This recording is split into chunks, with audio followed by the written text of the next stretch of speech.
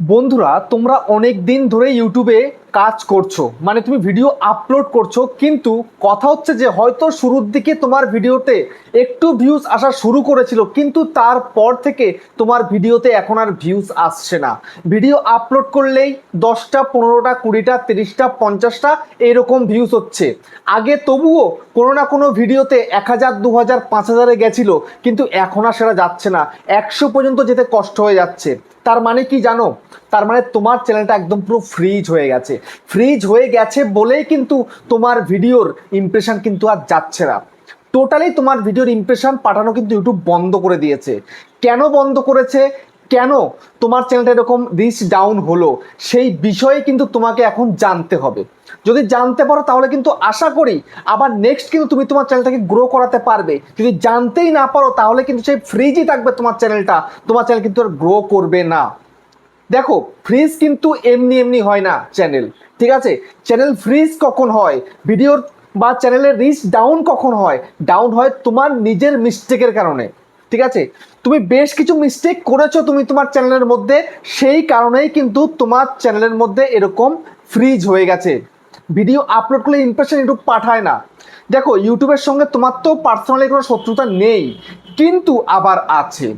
তার কারণে তুমি যদি মিস্টেকের পর মিস্টেক করতে থাকো, তো ইউটিউব কিন্তু তোমার চ্যানেলের রিচ কিন্তু আর বাড়াবে না। আর ইউটিউব যদি রিচ না বাড়ায় তাহলে কিন্তু তুমি তোমার ভিডিওতে ভিউজ আনতে পারবে না, ঠিক আছে? তো তোমায় কিন্তু এই ইউটিউবে যদি সাকসেস পেতে হয়, ভিডিওকে ভাইরাল করতে হয়, তাহলে কিন্তু তোমার চ্যানেলটাকে আনফ্রিজ করে নিতে হবে। তো আনফ্রিজ কিভাবে করবে সেটাই কিন্তু আজকের এই ভিডিও তোমাদেরকে বলে দেব। যদি তোমরা একবার জানতে পারো তবে কিন্তু খুব সহজে সে তুমি আনফ্রিজ করতে পারবে। তোমার আগে ভিডিওতে ভিউজ আসছিল না, এখন কিন্তু ভিউজ আসতে শুরু করবে। কিন্তু ধরেই কিন্তু না, তুমি আজকে ভিডিও দেখলে, আজকে ভিডিও দেখেই তুমি যদি সেটা অ্যাপ্লাই করছো, আজকে কিন্তু রেজাল্ট পাবে না। রেজাল্ট পেতে কমসে কম 1 সপ্তাহ কিন্তু টাইম লাগবে, ঠিক আছে? তুমি বিগত 6 মাস ধরে 9 মাস ধরে বা 1 বছর ধরে তুমি মিস্টেক করে গেছো, সেটা তুমি একদিনে শুধরে ফেলতে পারবে না। একদিনে তোমার চ্যানেলকে তুমি বুস্ট করতে পারবে না। একটু তোমাকে সময় দিতে হবে, তোমাকে শুধরে নিতে হবে। তাই তোমায় কি করতে হবে, কি করলে তোমার এই ফ্রিজ চ্যানেলটা আনফ্রিজ হবে, A to Z কিন্তু বলে দেবো এই ভিডিওটার মধ্যে। মনোযোগ সহকারে ভিডিওটা সম্পূর্ণ দেখে নাও, তাহলে তোমাদের চ্যানেলে কোনো প্রবলেম কিন্তু আর থাকবে না। তো চলো, তার আগে বন্ধুরা, চ্যানেলে যদি নতুন হয় চ্যানেলটা সাবস্ক্রাইব করে দাও, বেল আইকনকে প্রেস করে দাও, আর বন্ধুরা ভিডিওকে লাইক করতে কিন্তু ভুলবে না। লাইক করলে মোটিভেট হই, ভিডিও বানানোর কিন্তু আগ্রহ বাড়ে। দেখো বন্ধুরা, তোমরা চ্যানেল করেছো, ভিডিও আপলোড করছো, কিন্তু ভিডিওতে যদি ভিউজ না আসে তখন যে কি কষ্ট লাগে সেটা আমিও কিন্তু জানি। কারণ আমার কিন্তু আজকের দিনে দাঁড়িয়ে যে চ্যানেলের রিচটা রয়েছে এটা কিন্তু শুরুতে ছিল না। আমি একটা দুটো চ্যানেলে কাজ করিনি, বিগত 2018 থেকে আনগিনত চ্যানেল, আমি গুনে শেষ করতে পারবো না।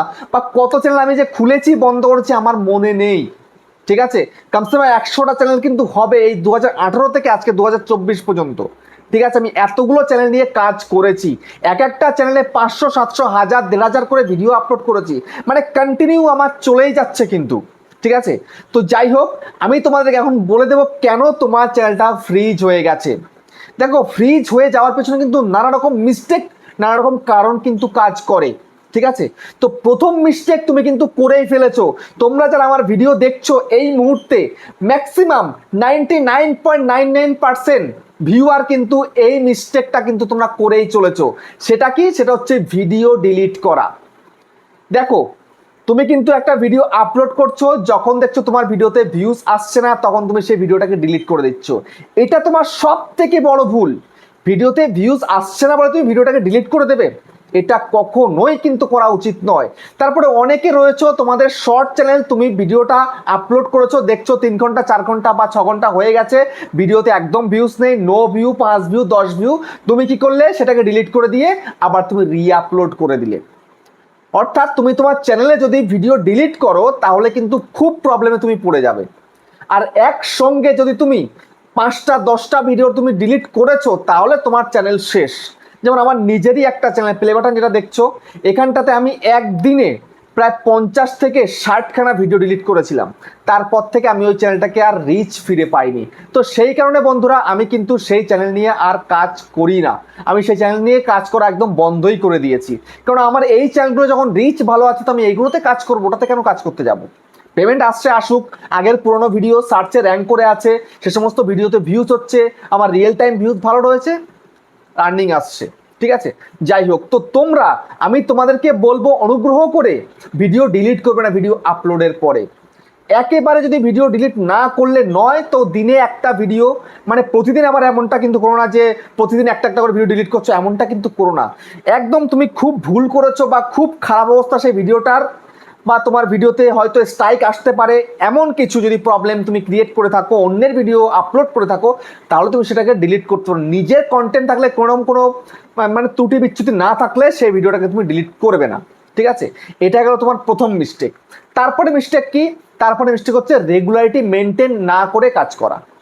দেখো, তোমরা অনেকেই রয়েছো রেগুলারিটি মেনটেন করতে পারছো না, হয়তো আবেগের বশে বা টাকা পয়সা ইউটিউবে প্রচুর আছে সেই দেখে তুমি একটা চ্যানেল খুলে ফেললে, চ্যানেল খুলে তুমি সেখানে কাজ করতে শুরু করে দিলে, তারপরে হঠাৎ করে দেখছো তোমার ভিডিওতে ভিউজ আসছে না বলে তুমি আর রেগুলার ভিডিও আপলোড করছো না।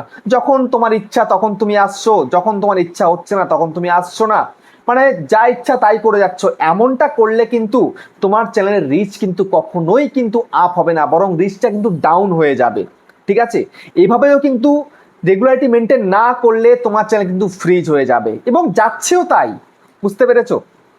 তারপরে নেক্সট যে ভুলটার কারণে তোমার চ্যানেলটা কিন্তু একদম পুরো ফ্রিজ হয়ে গেছে, অনেকে কি করে জানো? প্রতিদিন চ্যানেলের কিওয়ার্ড চেঞ্জ করে। তো প্রতিদিন তোমার চ্যানেলের কিওয়ার্ড তুমি চেঞ্জ করতে পারবে না। ঠিক আছে, দেখো, আমি আমার চ্যানেলের কিওয়ার্ড সেট করে রেখে দিয়েছি, যেটা তুমি সাইডে দেখতে পাচ্ছ। আমি আমার ক্রম ব্রাউজারে গিয়ে আমার চ্যানেলে গিয়ে, মানে সেটিংসে গিয়ে চ্যানেলে গিয়ে আমি কিওয়ার্ড সেট করে দিয়েছি, আমি সেটাই কিন্তু রেখে দিয়েছি। হয়তো নতুন করে দুটো চারটে আমি অ্যাড করেছি, কিন্তু আমি কিন্তু বারবার কিন্তু সেখানে আমি চেঞ্জ করি না। ঠিক আছে, এটা তোমরা কিন্তু করবে না। বুঝতে পারছো? করলে কিন্তু খুব মুশকিলে পড়ে যাবে। বুঝতে পারলে?